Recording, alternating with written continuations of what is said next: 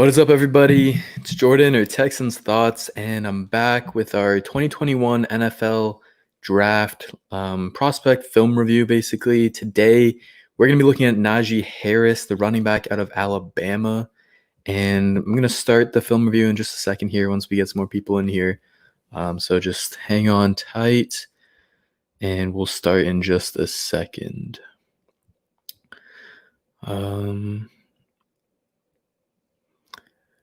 Najee Harris, he's a really great running back, man.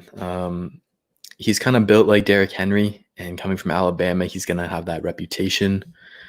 But we're gonna see what his game's like today. He's definitely one of those bigger backs, but he also has some elusiveness, some agility to him. So, like I said, we're gonna start the film in just a second. So hang tight with me.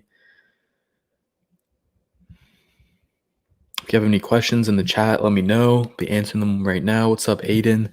Appreciate you coming out. Film will start in just a second. Just going to tweet out this link right here. Now we get some people. Perfect. Breakdown.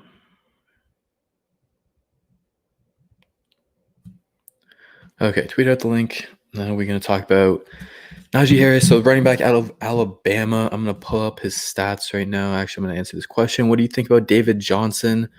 I haven't watched his film, so I would give you like my best. It would take me watching his full film for you to give me like the best breakdown possible. But going off of what some other people who are at Texans Unfiltered, who they've watched his film, they really like him, and they think that his down years were not because of injury or not because of lack of talent, but they think it's about his situation and him having multiple coaching changes, him having multiple scheme changes, and them not playing him to his advantages. And in the interview that James, his Twitter handle may know him as I Am Young Ari Gold, he's the host of the podcast. He did an interview with David Johnson, really great interview, and they talked about how he likes running zone better, and that's what the Texans run a lot. So, and they weren't running that for him in Arizona. So they think that if he's more in that zone scheme with us and with a better O-line, the situation around him is just so much better that he's going to have a bounce back year. And I can see that happening for sure. I am going to dive into his film pretty soon here and get you guys a video and breakdown on him. But I'm excited about his potential. It's the main thing with David Johnson is that he brings that, like, what's the word? The ambiguity. Like when Carlos Hyde was on the field, defense is new. Like 9 times out of 10, we're going to run the ball, right? Duke Johnson was on the field, 9 times out of 10, we're going to pass the ball. Now, whoever you have in the backfield, there's a lot more ambiguity. Defenses can't just key in on one or the other. So I think that's really where his value comes from. Getting to electric receiving threats like that is going to be big time. So yeah, that's my thoughts about David Johnson. Now that we got some more people in here, talking about Najee Harris. He's 6'2", 230, which is massive for a running back. Like that's Derrick Henry size pretty much. That's huge. He's like just a bowling ball. Like he's a bruiser. His physicality is really nice. That's kind of his reputation. But we'll see what the film says. So he's going into his senior year now. Last year as a junior, when he was kind of the bell cow back, he put up 1,200 rushing yards with 6 yards per carry and 13 touchdowns, which is pretty damn crazy. Those are good numbers for a college back.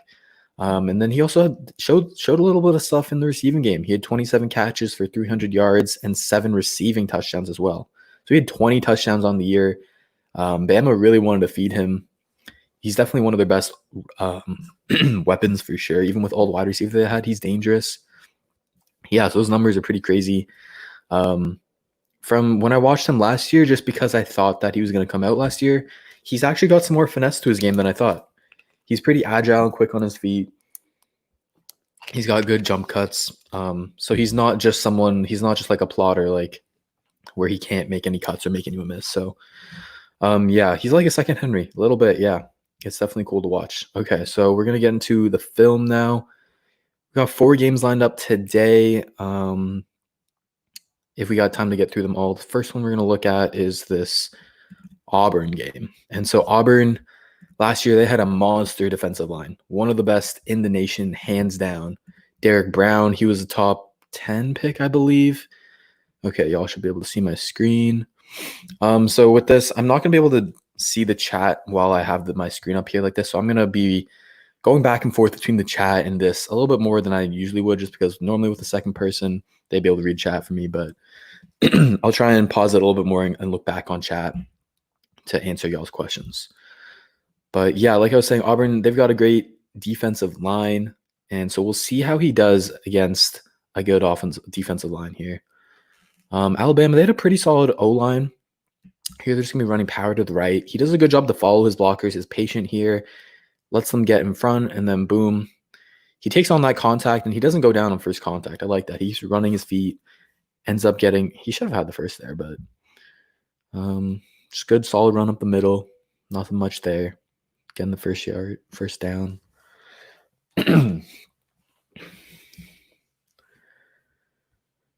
What'll be interesting to watch is because of Alabama's – all their weapons on offense. Okay, let me shut up now. A nice screen to him, get him out in space. Can't make that guy miss. Couldn't make the first cornerback miss. He tried to put a move on him, but as you can see, with his size, it's hard to be that agile. But damn, he shows some nice juice out here. I literally thought this was another running back. He showed some nice speed. But it's a pretty wide open play here. No one even comes near him. And then he's physical taking on that cornerback, though. I love that. He's always looking to lower his shoulder, bring the physicality to the defender. You definitely got to love that. But what I was talking about before is that with Alabama and all their weapons, when you've got like 4 really good wide receivers who are going to be first rounders, defenses, they might be having the light box here. So that could really help with Najee Harris. And this is a nasty run right here. Oh my God. And he hurdles him? Ooh, okay, we got to go back on this one. That was disgusting. Okay. A little misdirection. Good job to make that first guy miss. He hits him with a nice little stiff arm there, too. That's a Derrick Henry staple, and it looks like it's a Najee Harris staple here. Boom, get on the ground. And then the hurdle for the first down, too. That's, you know how hard it is to hurdle at 6'2", 230? That's crazy. He gets up so high. Like that defender, like most hurdles when like defenders like dive real low. But this defender barely even dives. Like he barely lowers himself. That's crazy. That's insane. All right, no questions. Let's keep it going. I'm loving what I'm seeing out of Najee Harris right now. He's down below at the bottom, out wide. Talking about like his fit with the Texans, he could be someone who he could be there in the second, third round.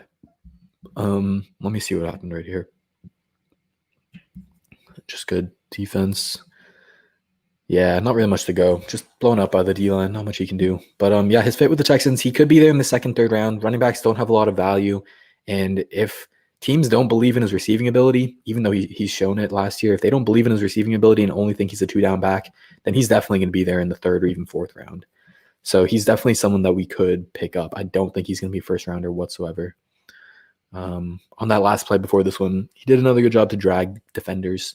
He's never going to go down on first contact. And I love that about a running back because it's one thing to be able to pick up the yards that's blocked for you by the O-line, but it's another thing to get all those extra yards on your own. Whether it's first contact on a defender or beating that first defender with the juke, no matter how you win, I just want you to win. I just want you to always be able to beat that first defender. That's what the main thing is I look for in a running back, really. Apart from vision, I just want you to be able to make that first man miss. Like on this one again, so they got him involved in the screen game quite a lot here. He does a good job to sell it. Like he's blocking them, boom, comes out. And then at this point, the two offensive linemen, like they look like they're in position to block. This dude falls, so he doesn't have to deal with him. But then it's going to be this defender that he's got to make miss. And if he makes this dude miss, he might have a first down here. So he's just got to make that one-man miss. He puts on a pretty nice spin move, but he's just not able to get away from him cleanly. So we'll see. We'll see how his elusiveness continues to translate. It hasn't been amazing so far, but you can tell that for a big guy, he still moves pretty well. Here's another one, though, in open space. He's got to make this guy miss. Either make him miss or hit him with that stiff arm. He tries to hit him with the stiff arm, but you can see his change of direction here. It's just not that good. He takes a lot of steps to try and make that cut instead of just one smooth like jump cut like you'll see a lot of elusive backs make. Like Duke Johnson, David Johnson, they're out in space like that. They're making that first guy miss almost every time. But that's just not really Najee Harris's game. This is his game right here. Running up the middle, these tough yardage, 2nd and 4, grind it out, just between the tackles. That's what his game is, it seems like. Oh, man, lots of questions. Okay. Nothing on Harris, but do you think we'll eventually move Howard to right guard to get Heck in at right tackle? We did use a fourth on Heck. I'm sure we wouldn't use a fourth on a backup. I honestly think they did use a fourth on a backup. I don't think Howard's going to be moving to guard at all. If he was going to be moving to guard, we wouldn't have brought Zach Fulton back, right? But the plan is to keep Howard at right tackle. That's what my thoughts are on it. I don't think we want to mess that up too much. He showed promise at right tackle, and I think once we found him a home at a valuable position like right tackle, we want to keep him there. In terms of Heck, you probably won't find someone lower on the Heck pick than me, but I really do think he's going to be the swing tackle of the future. That's what their plan is. Whether he's a talent for it or not, I don't know. I will say that his college tape the year before he came out was when he played right tackle, and that was a lot better than his last year of eligibility when he played left tackle. So he could be not bad in that sense. Let me just mute my mic real quick. I got a cough.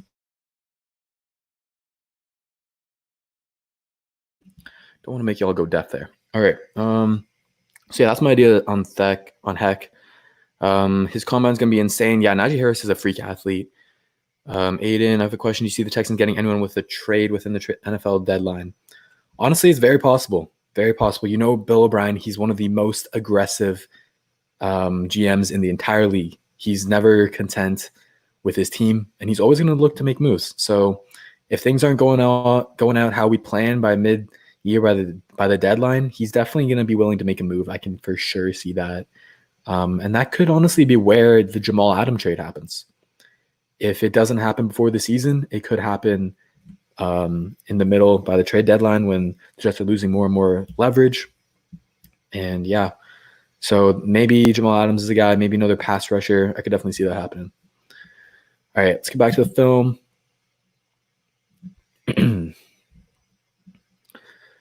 Ooh, this guy's Devontae Smith, number 6. We watched him before. We broke down his film. You can check that out on our YouTube channel. He's nasty. He's my number 1 wide receiver for next year. I like him a lot. I think he's better than any of the wide receivers Bama had last year. Good bending of the run here by Najee Harris. He takes the cutback lane because if we see here, Jesus, the initial lane is pretty clogged up. Like Auburn does a pretty good job here. You can see that this double team is not getting too much push here, and these 2 defenders are going to be here to fill this gap right here. And if he wants to bounce it outside, they've got that covered. So he waits for that to develop, and then he sees this gap opening up. This guy gets to the second level really nicely and hits that. It's just good bending of the run, and that type of bending run style where it's not like a sharp cut, that's exactly what Derrick Henry does. He's not like elusive and agile enough to make a sharp cut, but he has that bending run style, and it works.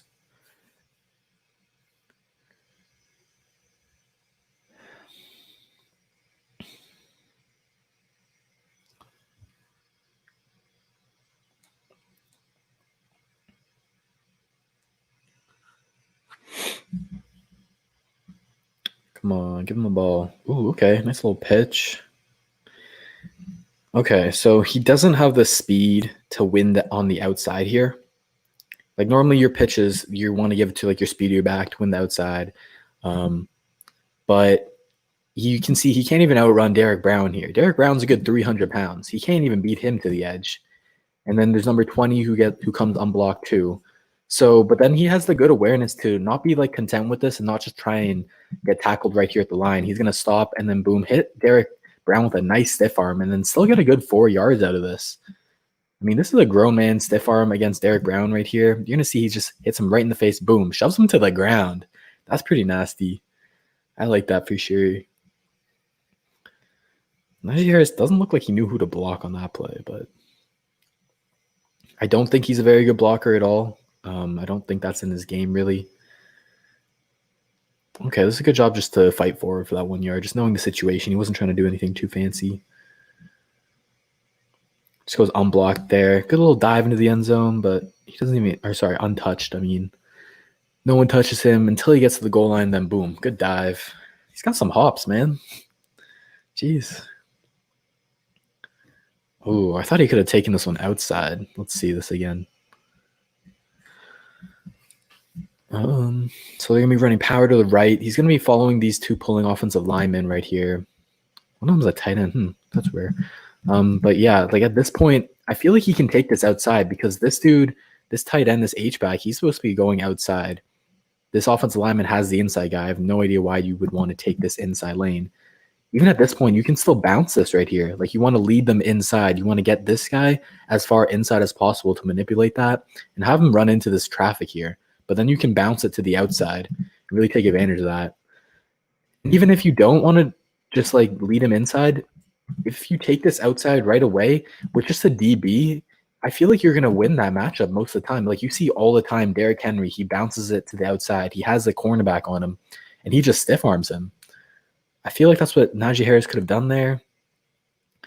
Then this is a good example of just when he does take it to the outside, he shouldn't have here because there was just a lot more guys. Like number one was already setting the edge, which wasn't happening on the previous play. And this guy's out here. So just this one's a little bit different because there's just so many more people out there. It's not the same one-on-one in space.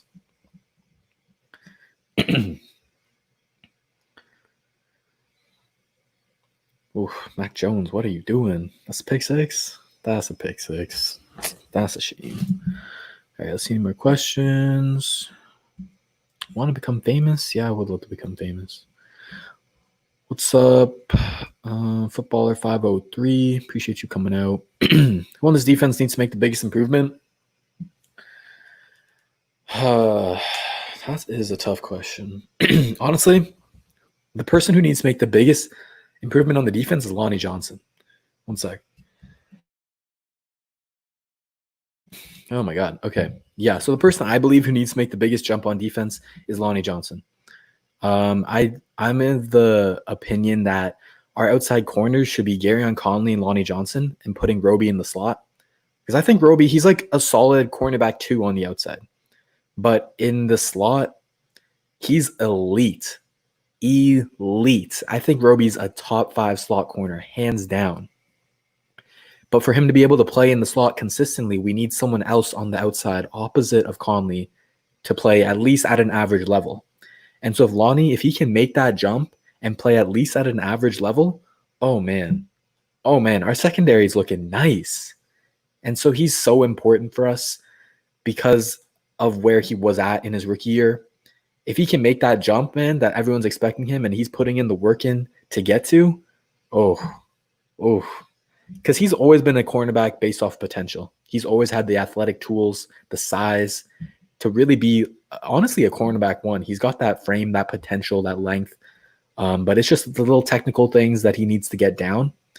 But if he can, oh man, that would be exciting for sure. So yeah, that'd be my guy on the defense. Garrett, I appreciate you, man. That's some respect. You're in a Zoom meeting, listening to music and listening to me. Man, that's some true respect right there. I appreciate you, brother. Thank you for that. All right, let's get back to the film now. What do y'all think of Najee Harris so far? I honestly like him. I thought I remember him being a little bit more elusive from last year. Maybe it was just the games that I watched. Maybe this is only one game, so we'll see. But I thought I remember him having a little bit more agility. He's honestly just been kind of a bruising guy right now. And his production in the receiving game, it doesn't seem like it's from natural like talent in terms of like route running from him. It seems more of Alabama just scheming him open on screens. So that's important to see because by the stats, like I mentioned, he had, I believe it was like 300 something receiving yards and 7 receiving touchdowns. So by the stats, you would think that he's a pretty solid running back if you don't see the film. But the film don't lie, and the film shows it right now. Like, But I shouldn't get ahead of myself too much. It is only one game, but that's just my initial thoughts. Jalen Waddle there, man. I don't know how he took that back for 6. Oh, Najee took that ball. Why Najee been slipping on these last couple of plays? I thought this was a play action fake, man. All right. It happens. Turf, whatever. All right, out wide again. Texans love to do that, love to put their running backs out wide. And if you ever wonder why they do that, it's to check what the defense is in. It's basically, okay, I'll explain the rest of my thought later, but this is a good block by Harris. He's going to be coming here, squares them up nicely, stands them up. Good block on the DB. So that's definitely going to help him get on the field if he can continue to show that on a consistent basis. But, okay. Solid run again, just running his feet. That's what he's going to be doing most of the time, is running up the middle. This is what I wanted to see. Bend that outside. He can beat that DB to the edge. See, that's exactly what I was talking about before. I'm never going to be able to talk about my point about 5 wide, am I? So, like, this is supposed to go up the middle at first, but then there's already penetration. I don't know who this Auburn defender is. I can't tell by his number. 91, it looks like. Is that Nick Coe? I forget. But he bends it outside. He gets away from the traffic. And then there's another guy to the edge here. He's able to outrun him. And then finally another DB to the edge. And that's what I was talking about on that other play. If you remember, he can always beat these DBs on the edge. He gives him a little hezzy and then a stiff arm where he can't tackle him properly. That's nice. I like his ability to bend to the outside, just like Derrick Henry. Good cut. Just taking – see, that's the thing. Like, you don't always have to bend it outside. As much as I just preached on it, you got to also just take what the defense gives you. And so at this point, if there's just a lane, obviously your first read is always going to be up the middle. If that's there, obviously you're going to take that. And it was. He goes untouched up until like 10 yards. So that's perfect. But then, like I said, it's just about reading what the defense gives you. If they plug up the middle, if there's penetration in the middle, bend that outside if it's there. And he's shown the ability to do that. Another screenplay. Yeah, I think that's where most of his production came in the receiving game, just scheming him open, which he showed he can do. I mean, it's not like he can't do that. So, but yeah, what I was talking about a while ago is if you ever wonder why the Texans, they'll go 5 wide and then they'll motion the running back all the way out to the outside. They do that to check what the defense is in. If they're in man or if they're in zone. If they're in man, then you'll see a linebacker go over to that running back and follow him. But if they're in zone, then they'll just keep an outside cornerback on him because they don't want that cornerback to leave the zone. You know what I mean? All right, let's see what happened right here. It looks like it was just good defense by Auburn. No one picked up one of these defenders. Let's see. Yeah, they just have him outnumbered here at this point. What is Harris supposed to do on this one? There's nothing he can do. Not running through 2 guys like that.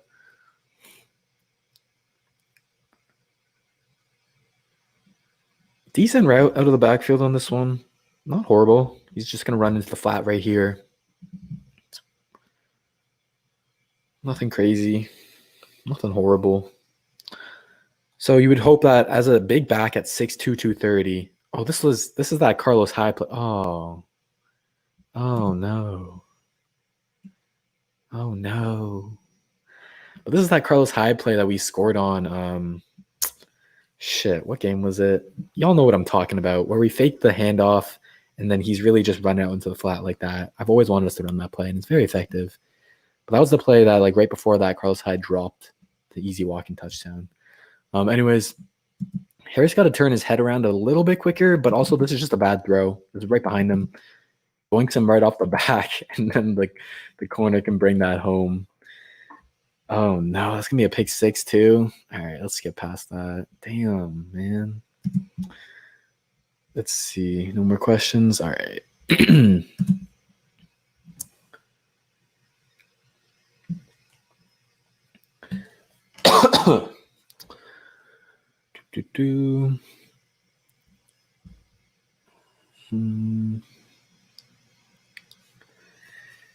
Yeah, I don't know about his blocking.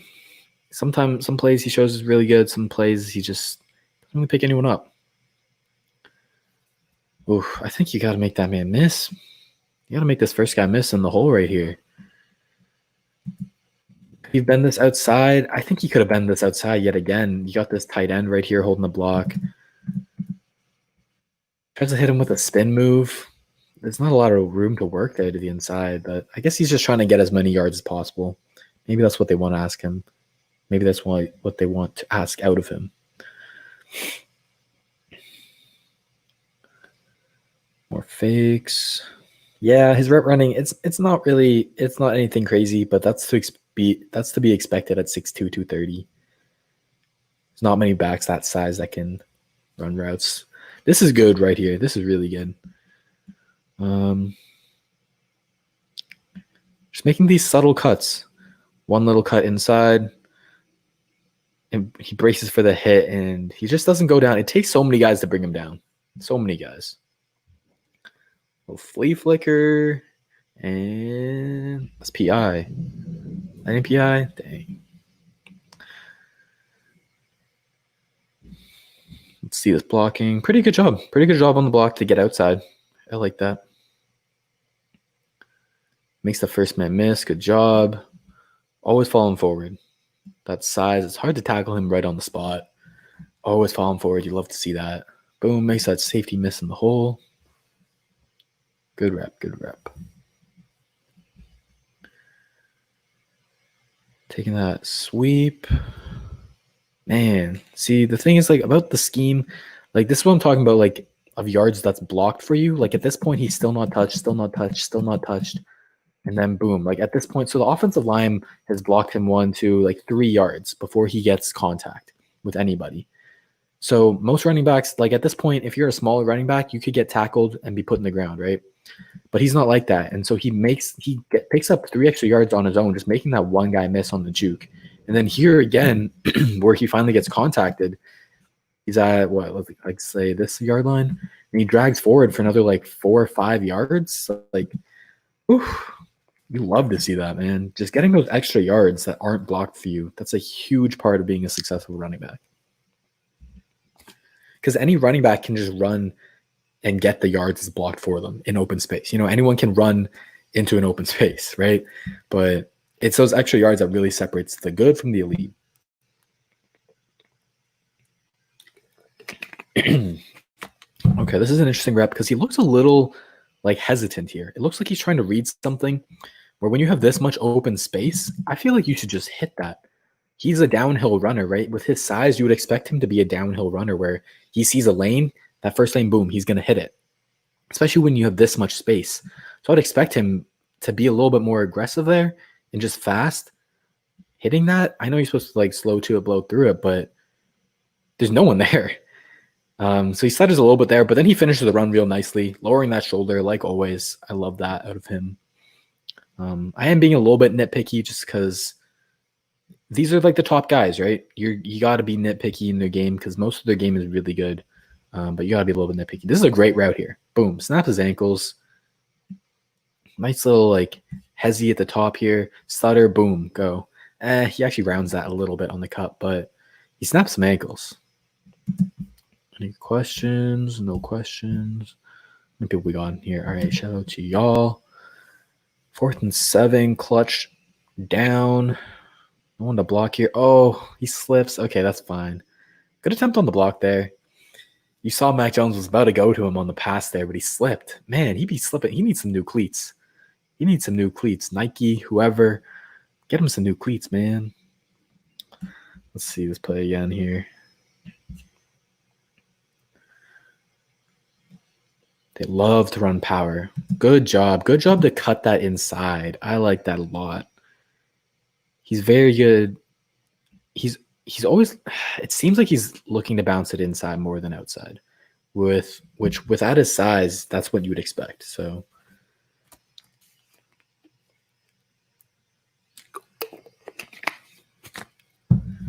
job falling forward again. I think you can run him in many different schemes. We've seen a lot of power, like this one as well. I don't like that one too much. But we've seen him run power. We've seen him run zone. So he's definitely scheme diverse. We've seen him make an impact in the passing game. His routes could be better for sure. But in the screen game, he's dangerous, man. And in blocking, that's a solid block. It was enough, you know? He's going to chip this dude on the edge here. It was enough. Like, it slowed him down.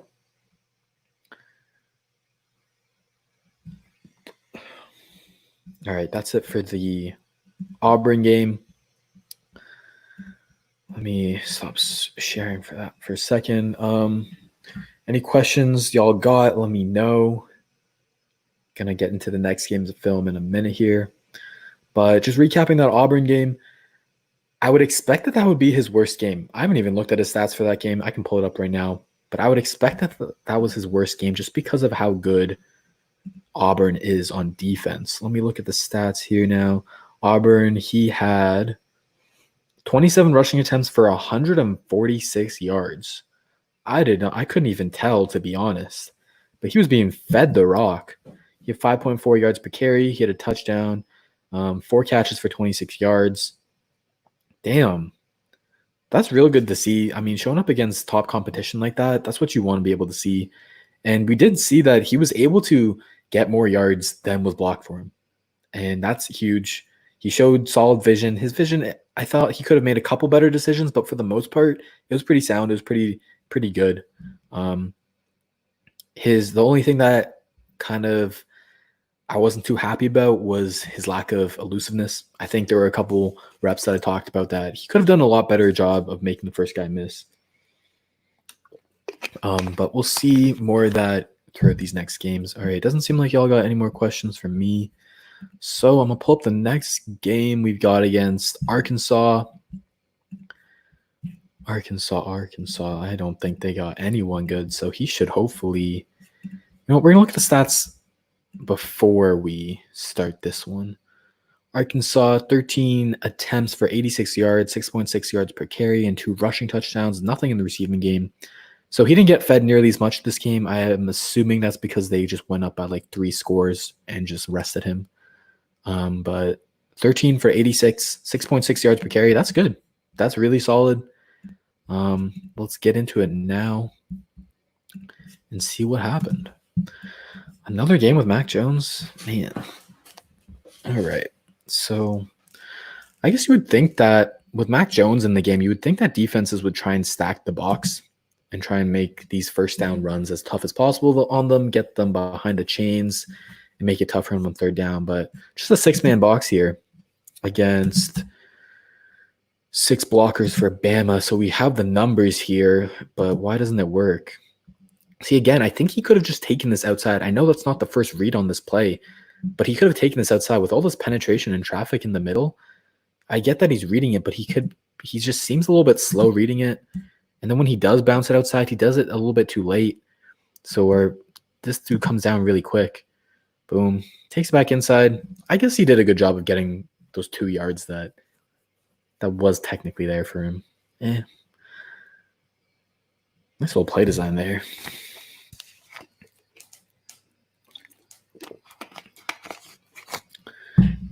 Bama seems to be running a lot of stuff with an H-back, which we do as well. Jordan Akins is almost always that H-back in the backfield, acting kind of like a fullback. So that'll be a good thing to translate to our scheme. Just another solid run up the middle, dragging that defender for an extra yard or 2. See him out front as a blocker. He gets put in the ground, but I mean, he does his job there. Not awful. Good job. You can see he makes these like tiny little cuts, these tiny little hops. It's nothing like a Le'Veon Bell, but these tiny little hops that gets him weaving in and out of traffic. I like that. Derrick Henry does the exact same thing. I see a lot of Derrick Henry in his running style. Ooh, there's that elusiveness I've been waiting for. There we go. Taking it to the edge here. Boom, little jump cut. It's nothing crazy. He ain't Shady McCoy with it, but for a guy his size, that's nice. That's nice in my opinion. Oh, man, he was screwed on this play, and he still made it work. Oh, Jesus. Who was 7? You gotta do him like that. God damn. All right, a little botch play here. He gets a handoff with the dude right in his face. This is a kill shot right here. Najee Harris is set up to fail on this play. But boom, you can't tackle him that easily. Then he gets to the edge and... Okay, we ain't going to talk about that one. Damn, we ain't reviewing film of 7. Whew. Sheesh. But good run by him, making something out of nothing.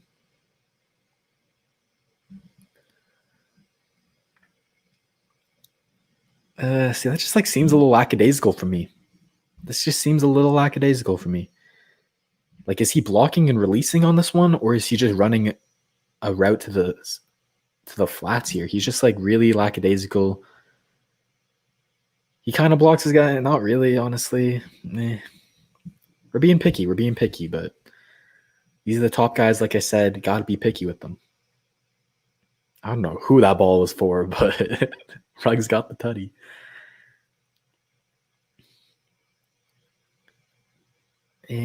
Still not really solid block. It was more of the O-line. Good job. I think he could have continued with this to the right. I think if I saw that right. Let's see. So at this point, yeah, I can't go left. I feel like this hole right here, this whole gap, he could have bounced it there, but instead he goes this direction. Apologize if it's hard to see my mouse, but you can see, like, based off of 65, he can go right or left, and he kind of bounces it left. I think he could have bounced this right and it would have been a lot better. Yeah, at this point, like, he takes that jump cut to the right a little bit. I guess he's trying to read this defender, and this defender, it's hard to tell, but I think he could have went right and picked up an extra one or two, an extra couple yards.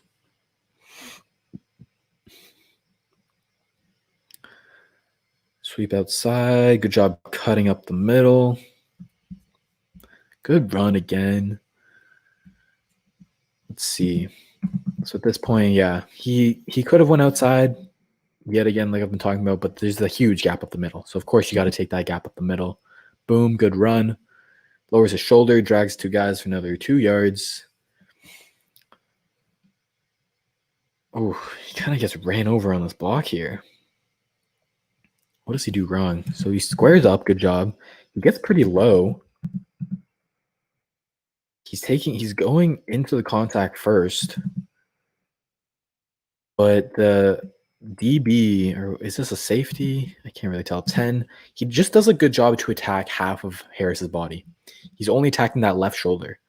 And so if you think about it, if you're trying to hit someone and you hit square on, like if you're trying to aim at both shoulders, they have more surface area to absorb the block, to absorb the contact, and so it's going to be harder for you to beat their block. But if you, as number 10 here, if you only attack half of their shoulder, then they only have half their surface area to absorb that block. So of course it's going to be harder. So that's just a good job by 10 here, honestly. Helps put him in the dirt. I think the other defender too, is he dealing with two guys here? This guy as well. Yeah, okay, that's what it was. The defensive tackle also helped on that, so that's why he kind of got ran over. But it was good fundamentals on Najee's part. Goal line back, this is what you'd expect him to thrive at. I think, does he get the touchdown there? It was 24. Yeah, he gets the touchdown there. Just good job diving for it, because there is a lot of traffic there, but just good job to get low, dive low. It's what you want to see. A little fake here, and then is he supposed to run a route here? Like, what is he doing here? He's just kind of just standing here like there's nothing. I don't know. I don't know if he's supposed to run a route or not, but how does lead block here? Ooh, you can tell he wants the good job. Good job. You can tell he wants to block on this play. I like that. He's running out fast. He's not lackadaisical with it at all. Makes good contact, gets him out of the way. I like that a lot. That's something that Josh Jacobs, former Alabama running back, he was really good at. And it seems like that's what they coach their running backs to do. Just good in the blocking game when you're out in space like that. I like this little cut. Boom, cuts it to this direction because he sees there's literally 3 unblocked Arkansas defenders there. And this guy's kind of manhandling this left tackle here. So he can't go left. But he sees this lane here, and he sees that, yes, there is a defender that he has to beat. But of course, you're going to play the numbers game. You're going to want to try and beat 1 defender rather than beat 3 defenders. And so, boom, another little cut there, and then drags forward a couple yards. That's so nice. 2 good cuts on this play. Number 1, number 2, and then drag him on the goal line, man. I like that. Oh, he's going to score. He's going to score. He's got to score on this one. Just a little walk in, and then lowers the shoulder. Good job. Good job. Solid chip here at the bottom of the screen. That was solid. Oh, what is you doing, Judy? Outside run. Oh, there's that jump cut, man. That's what I'm talking about. We didn't see it much in the Auburn game, but this is what I saw when I was watching his film last year. Nice little hezzy. Ooh, see ya. See ya. Cornerback got no chance. That's what I'm talking about. If he gets to the edge one-on-one with the cornerback, just like Derrick Henry, he's going to win most of the time. You got to just trust in that. I know he wants to get inside, win inside. That's like how that's what the scheme asks of him. But that's also the beauty of Derrick Henry, that he can just blow up those big plays by taking to the outside. Solid chip. Okay. Receiving game. Doesn't look as elusive on that one. That's the last play of this one that we got. Damn, second quarter? That's it? Yeah, they have 31-0. He out of there. Time for the Water Boys to come on. Good chip. Let's watch this one more time. Throws that shoulder. Decent blow. Good hands catch as well. And here, there's just... I like to see him make that first guy miss, but then there were also three guys so close that it really didn't even matter. Someone said no. Who on the Texans Unfiltered podcast said no? God damn. All right. No questions for me. Well, another game. Like I said, Najee Harris against Arkansas, he went for 13 rushing attempts for 86 yards, 2 rushing touchdowns. I like that game a lot. I think he was really good on his decisions in terms of which run lanes to hit. His vision was on point. And then we saw some more juice out of him. We saw that elusiveness I was talking about that he didn't show in Auburn, but he did show with some nice jump cuts in this one. So I like that game, honestly, a lot. I'm going to wait. If y'all have any questions, let me know right now, and then I'll get into his next game in a minute.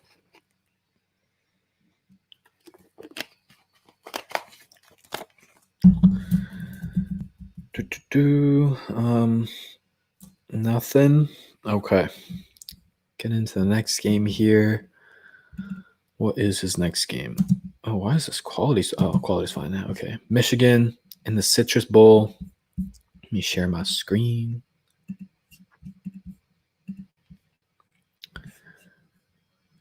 All right. Michigan. Actually, let's look at the stats here. Michigan, he went off. 24 rushing attempts, 136 yards, 5.7 yards per carry, 2 touchdowns. Nothing in the pass game again. Interesting. All right. Let's go with Michigan. Michigan had a decent defense last year. Nothing crazy, not at the level of Auburn, but another big game against big competition, and he shows up.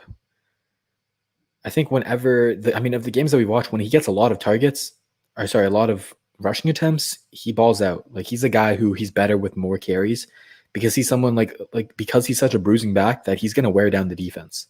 So the more and more carries that he gets, especially late in the game, he's going to be able to just continue to run people over. And when they're tired, that's when he's going to be at his best.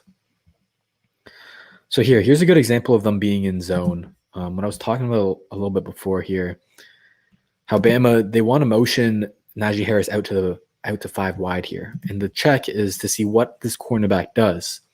If the cornerback stays on the slot wide receiver and say number 6 here, the linebacker, he motions out to follow Harris, then you know it's man.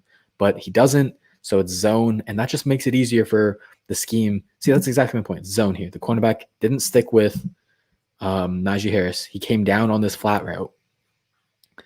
I skipped too far back. Ugh. But he came down on the flat route, so you know it's zone. So it shows you pre-snap and post-snap that that's zone. And just wasn't a good read by Mac Jones. And a great play by 24, honestly. Lavert Hill, he was one of my favorite cornerbacks last year. If you were following me during the draft process, you know that. He was my sleeper. He was a great cornerback, man. I don't know where he got drafted to, though.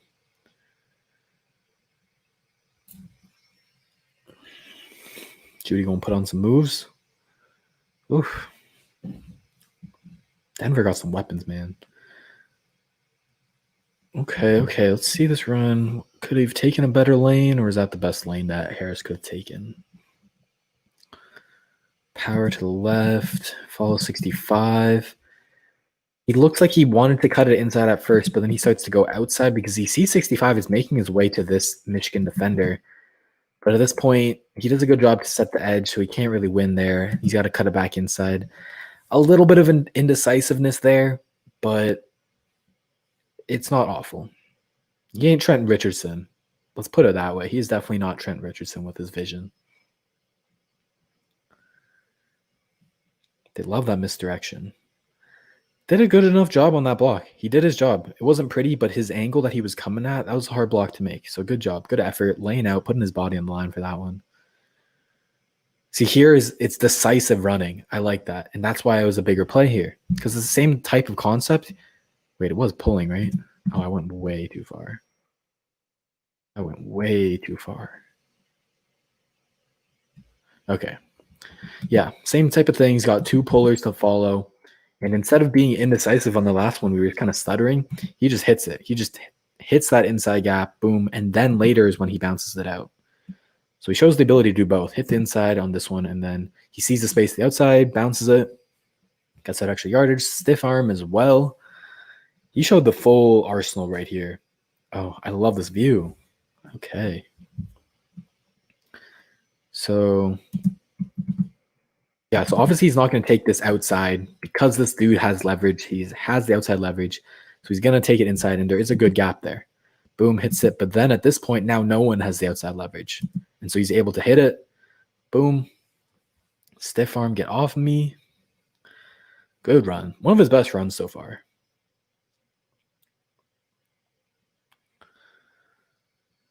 Mac Jones, what are you doing?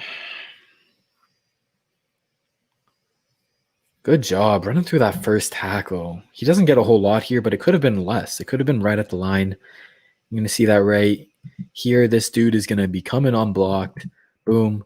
Hits him square on, but he just shrugs him off, man. I love that. And he picks up the first down. He could have been stuffed. But never going down on first contact. That's something that Carlos Hyde was really good at. It's something that we could miss this year, to be honest. But hey, if we get Najee next year, we going to be good.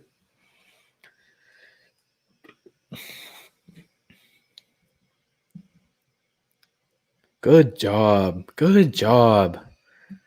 Damn. Okay. Okay, I see you. I see you, Najee. So zone to the left, and there's really nothing here. He could have taken this to the outside, but this defender is doing a good job to kind of be in position where he's close enough that he could stop this. You know what I mean? This guy right here, he's kind of taking it inside, but if he bounces this outside, he's going to be able to be with Harris. And so he stops. He's reading. He sees the cutback lane, squeaks through it, dives forward. He knew it. He knew it. He was so close to breaking that.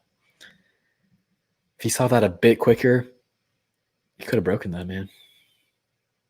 Oh, Mac Jones. Mac Jones is selling, man. That was a touchdown. Outside. Yep, that's what I'm talking about. He can beat those cornerbacks to the edge. He may not house it, but he can still turn this into a solid game. If he tries to cut this right now, if he tries to cut this up the middle, this dude's unblocked, and that dude's probably going to help funnel him inside as well. So he can't cut that up the middle. But at this point, he makes a good decision to keep going to the outside. And 14, that's a good safety. He's a very good safety. I believe his name is Josh Metellus. Maybe I got that wrong, but I'm pretty sure that's who that was. And that's a good job to be able to beat him like that. Check if there's any questions. I'm so conflicted on Michigan's unis. Helmets look great, but got those basic white jerseys. The helmets are literally some of the best helmets in football history. There's no way you can't convince me of that. They're so nice. They're so nice. But I'm with you. I don't like the all whites. I normally like all whites. Ours are so nice. But these ones just, they don't work. I don't know. I don't know what it is. Maybe it's the stripes on the pants. I don't know. But I'm with you on that, Garrett. A little odd. Oh, I went too far back again. Okay. See this run up the middle. Maybe could have had this outside if this defender gets picked up by this offensive lineman, but this offensive lineman looks like he's about to fall.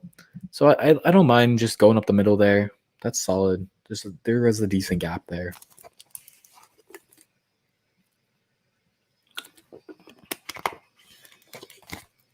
There you go. There's that bending style and the hurdle. That's hurdle number 3, I think. Maybe 4.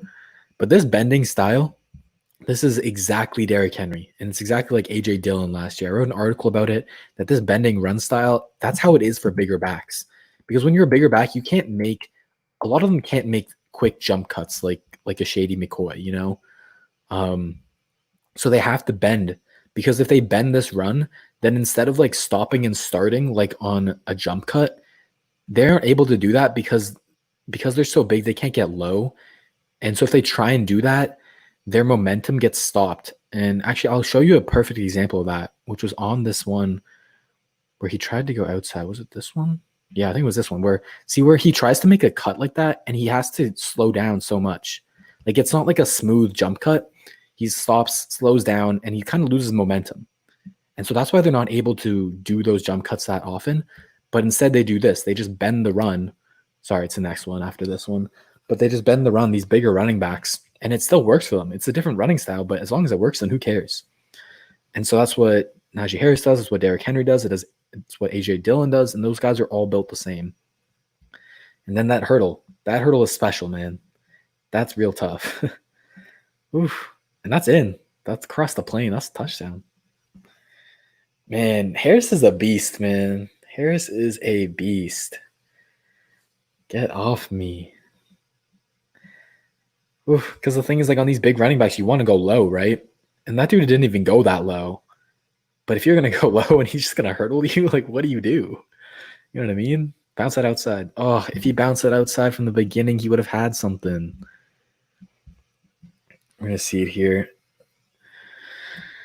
There's traffic up the middle. He could have bounced this right away, I feel like. Let's see. The motion, does that get the cornerback out the way? It kind of clears the cornerback. Yeah, I get that it's supposed to go up the middle here, but look at this, all the space, all this green grass to the outside. Take that outside, man. He notices it, but then it's just a bit too late where he's able to chase him down. Oh, man. Questions? No. All right. Ooh, Ruggs made that catch. Damn.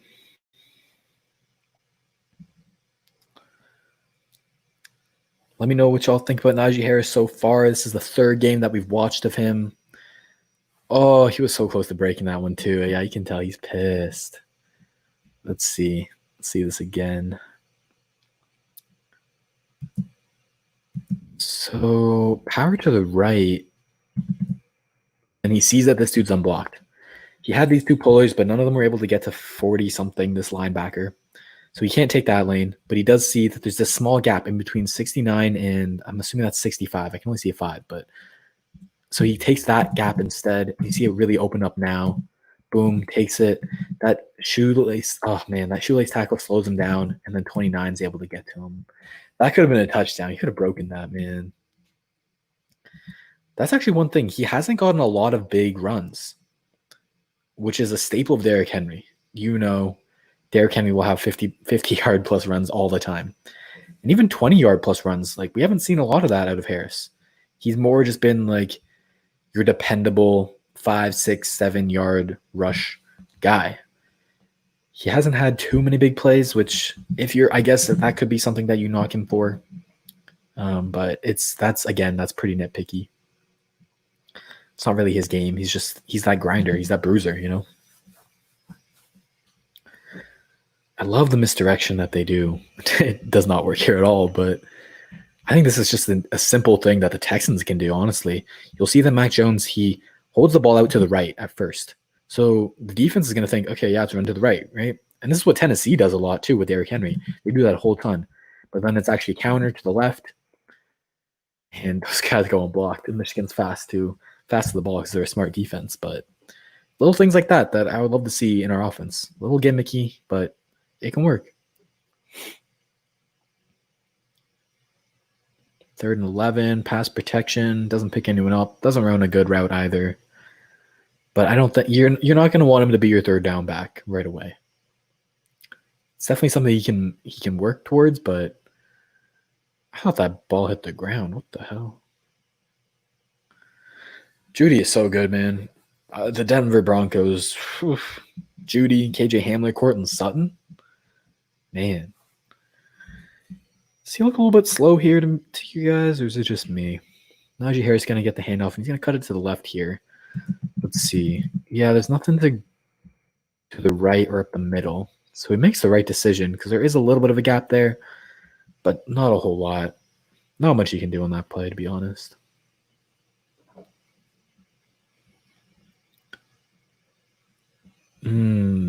Pass protection on the blitzing DB here. Number 7 is going to be blitzing the safety. And Harris, he does a good job to square up. He squares up, he gets low, he's getting ready for the contact. When it comes time to take on that contact, he's on this one, like on the previous one that I broke down, you could tell that he took the contact to the defender. But on this one, he didn't. Like it looked like he absorbed the hit more than he took the contact to him. You know what I mean? I can't get the right timing apparently because I'm stupid, but all right. Yeah, it looks like he just absorbed the hit. He tried to. He didn't take the contact to him. And 7 he pushed him out the way. That's not a good rep out of Harris, but again. Oh man, he's getting run over by safeties. You're 6'3", 230. You cannot be getting run over by safeties like this. Again, he does a good job to square up and get low. So that part of the fundamentals, that's fine. But then he's just, man, I don't know what it is. He's getting outmanned. He's in good position every time, but he's just getting pushed away. Oh, oof. There's that cut. He bounces outside and then goes back inside. And this is what I'm talking about. That jump cut right there, it doesn't look the smoothest. You know what I mean? That's exactly what I was talking about with his bending running style and how big running backs, it's hard for them to make jump cuts like these. We saw a couple against Arkansas, but that one right there wasn't the best. He didn't create the most space, and he gets tackled for it. It's just so hard to do when you're at that size. It's so hard. Oh, you got him open? Damn. Fourth quarter now. He's literally that guy, like, it doesn't seem like he's been doing, like, super well, you know what I mean? But it's just so many of these small runs where he's getting 5 yards, 6 yards, where he's just dragging defenders for those extra couple yards that they all add up when you run them 25 plus times a game. Oh my God, this one, he's still going. He does not want to go down. This is crazy. Boom, gets tackled basically at the first down marker and then just drags for a good like 10, 15 almost yards. I'm gonna see the replay here. He never wants to go down in first contact, and it's so hard. They all tackle him high, and you can't tackle him high. Look at all these guys. None of them are on his legs right now. And if you don't tackle his legs, if you try and tackle him up here on the shoulders, of course he's gonna drag you. He's huge. He's bigger than all of you. I don't know what they're doing. They're not going low. Again here, they're still not going low. Why are they tackling him up high? Oh my, I was about to just replay the play. I thought he was already down. What the hell just happened here? He's putting on a show now. I was complaining he doesn't have big plays. Now he's showing off the big plays. How does he get out of this? Oh my God. Bro, what? This is next level stuff right here. There's so much traffic right here. 2 defenders, but like I said, they're not tackling him low. They're trying to grab him high. And it doesn't matter how many defenders you have. If you're not tackling low, you're not going to bring him down. That's crazy, man. He still ain't going down. He running pissed off right now. He hasn't gone down in 3 plays. Let's see this, because he takes it outside. He wants to hezzy outside, but then he sees 7 has a good leverage, and this dude has good leverage too. So takes it inside. Good job. Push that pile. That's a 5-6 yard run. Man, if we can have this consistent threat with our run game, again, he's not letting me talk about what I want to talk about because he's just balling right now. So there's a lot of traffic here. This looks like a typical Houston Texans run where the line of scrimmage is moved backwards and the running back has no space to work. But instead of doing a typical Houston Texans running back type of thing where he's just going to fall into this traffic and get a yard or two, he keeps fighting. He's going to cut it back, run those legs, and get 2 yards. So I like that out of him. But what I was going to say is that having a really good run game is going to make our offense literally unstoppable. I mean, we all talk about all the ridiculous weapons that we have to help Deshaun, but if we have a run game, that balance, how are you going to stop us? And if we get a guy like Najee Harris who's consistently getting 5-6 plus yards every time, and then this run right here, this is what I'm talking about. He can win the edge. He's got to be more confident in his ability to win the edge like this. I love this out of him. He hits this little DB with a nice hezzy. I'll pause it. This DB right here, this little stutter, boom, and then he's gone. Because I paused it, it's a little hard to see, but he's going to hit 14, I believe. Oh, 7. A little hezzy, then outside. Can't be 1 because 1's way outside of him. He's not going to beat that, but he can beat that first guy to the edge 9 times out of 10.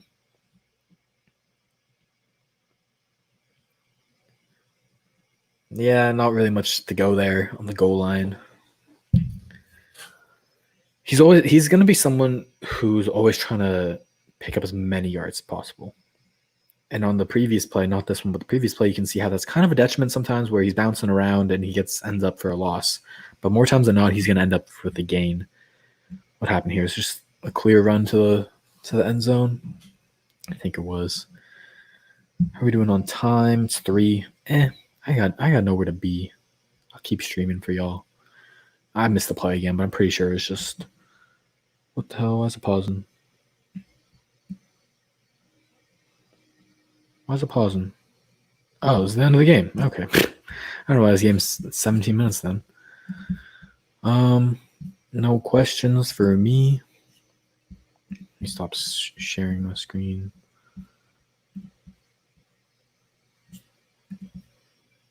All right, Michigan game was a really good game yet again. I think his vision was on point yet again, picking the right lanes to hit. His elusiveness was on and off. It was on and off. I think, like I've been talking about, that's just not his game. I thought I saw it a little bit more from last year, but the games that I watched this year, it's like average, and it's solid for a back of his size. I think that's where what I should really bring up is it's good for a back of his size. You don't see a lot of backs his size being able to be elusive.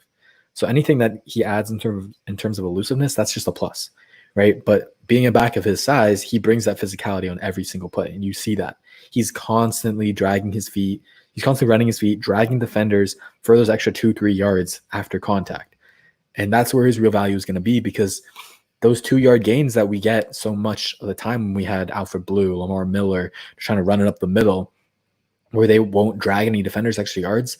With Najee Harris, those 2 yards become 4 yards, and that's huge. That's huge. 2nd and 6 versus 2nd and 8. It doesn't sound like a lot, but that's obviously huge. And we got a little bit of that. We got a taste of that with Carlos Hyde. But I think Najee Harris will be on a completely different level. Completely. And I do honestly think he's a realistic target for us. 2nd or 3rd round is very possible. Very possible.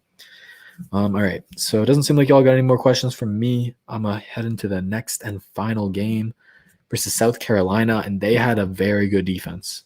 Very good defense. Their defensive line with Javon Kinlaw, DJ Wanham, a couple other guys that are escaping my mind right now, but they had a very solid defense as well.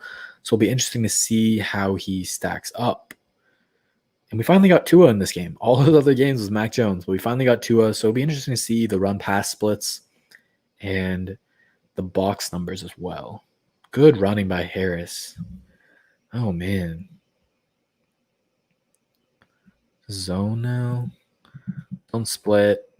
At this point, he sees the hole right here's that little gap, but then he doesn't like that because Kinlaw is able to get back outside. So he cuts it back in. Boom. Just take him what the defense is giving him. I like that. Najee Harris is... So the other running back that we looked at was Travis Etienne. He was the very first guy that we looked at. And if you haven't seen that, you can go check that on our YouTube channel, Texans Unfiltered.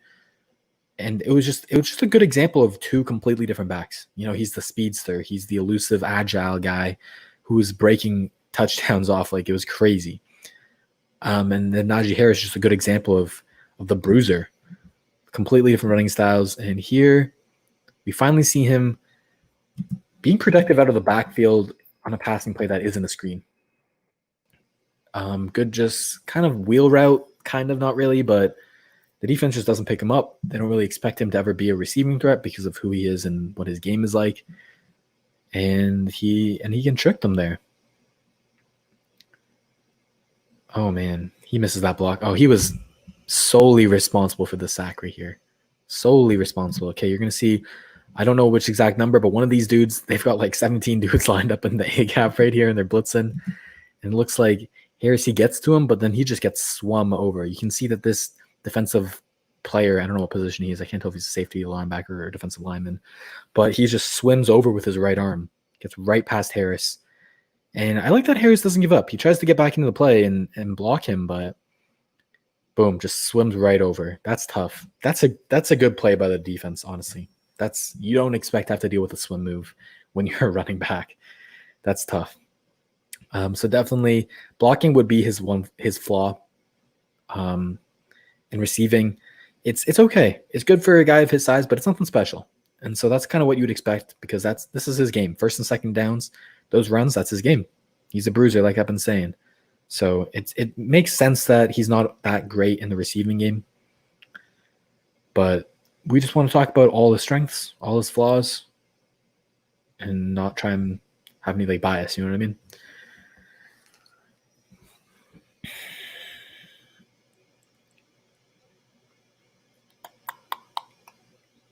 I think we watched the South Carolina-Alabama game 5 times now. Watched it for Devontae Smith. Watched it for J.C. Horn. Okay, 3 times. But yeah. Najee Harris now. Did he have responsibility for this inside guy right here? Let's see. It looked like his responsibility is the edge. I don't know how this is. Protection is slid. But it looks like 53. Okay, yeah, no, that's not on him at all. I was thinking that maybe he's supposed to take that inside guy, 53, who came in, but that was he just beat the block there. It wasn't his fault at all. He did a good job on that block. Just running straight down the middle. Just a bowling ball. Good job to get out of that first gap.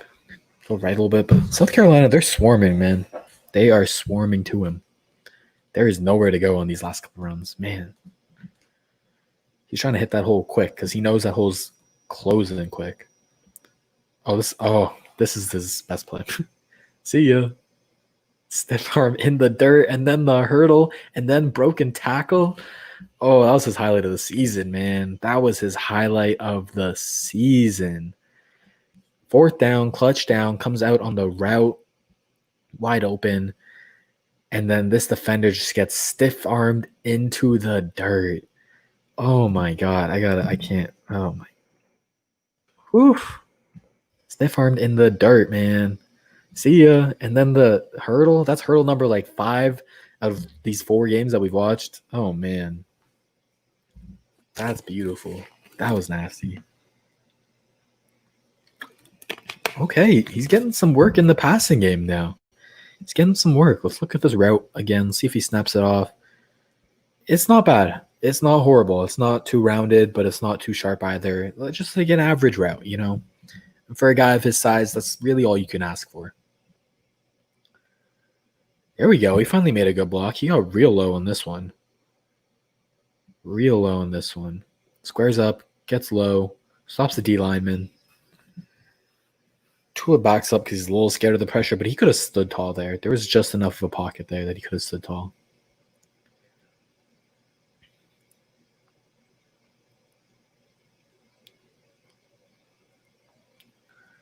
Pretty good job blocking on that rollout too, getting the edge defender. He's just doing his job.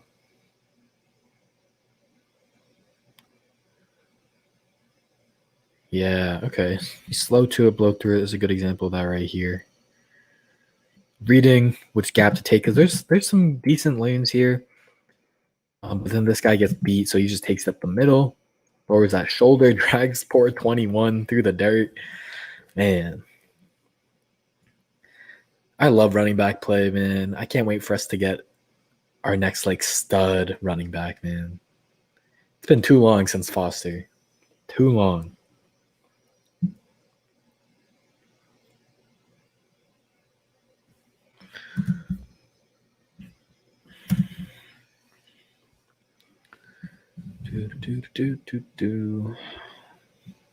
Okay, yeah, he runs the wheel route again this time, but this time South Carolina's got it locked. Goal line is going to get in. I think they make the stand here. I think South Carolina makes a good stand. There's nowhere to go on that running play. Alabama's O-line is getting kind of demolished, to be honest. South Carolina's D-line is strong, man. It's strong. Decent block on that, and then release. Good block on the corner, though. I like that. That's just winning plays. Little things like that. I like that. That's a solid curl route. Is he going to run through this? Yep, you know it. You know he's going to run through that corner.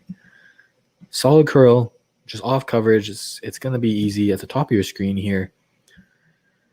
That's on Israel Mukwamu, I believe. Good curl. And then he's not satisfied. Going to fight for those extra yards. Get the first down. Good play. So if you ask him to do simple things in the passing game, he can thrive. Because at the end of the day, you just want to get the ball in his hands. You get the ball in his hands and he's a weapon.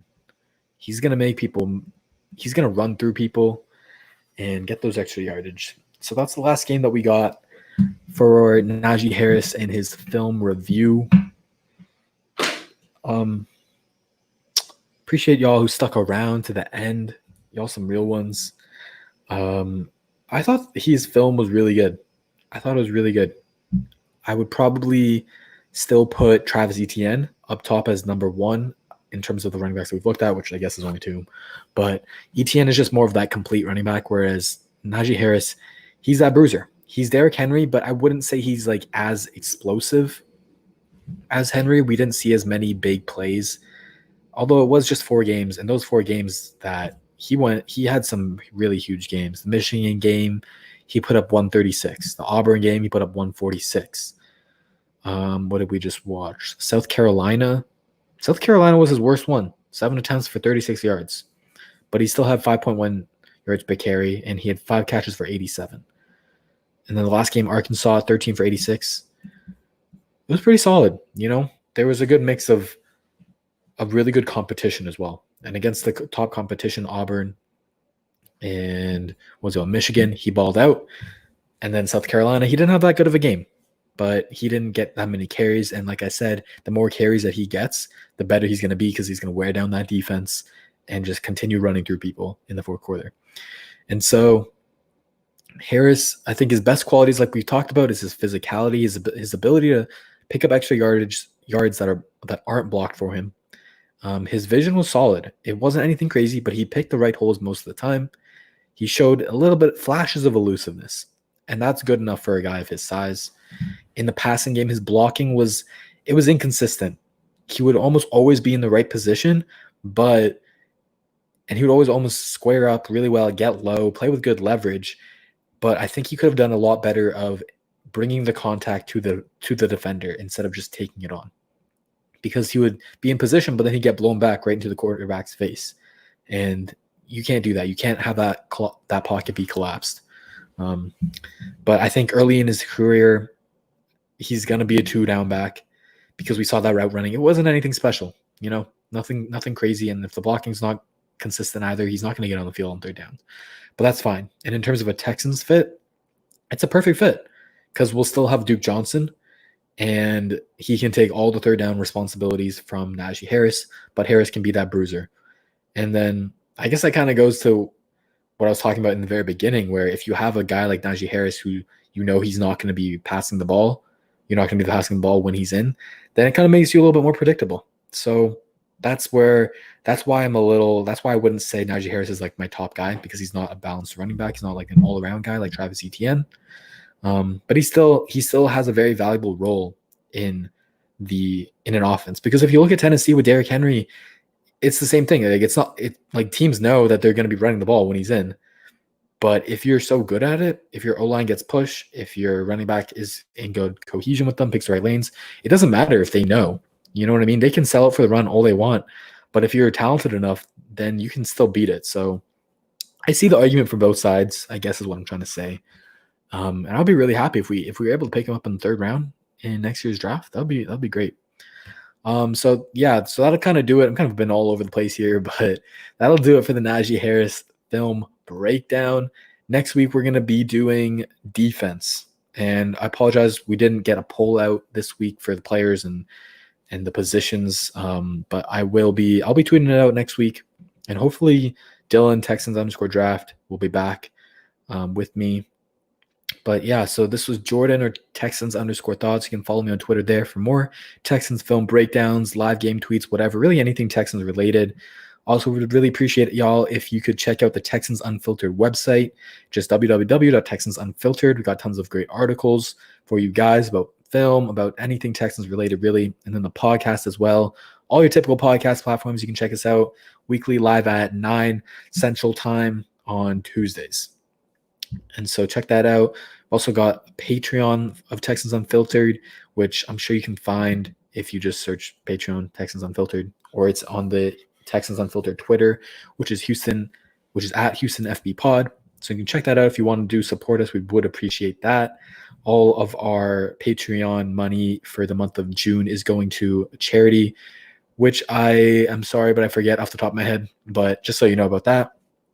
And then, yeah, so we'll be back next week on Thursday. I'll send polls for which defensive position we're going to look at, and then which player of that position, whichever one wins, and then what time we're going to do this at. We've been doing it at 1 Central, but whatever time really works best for y'all, because if I'm doing this on my own, then I can be pretty flexible. So be on the lookout for those polls. Will be on my Twitter.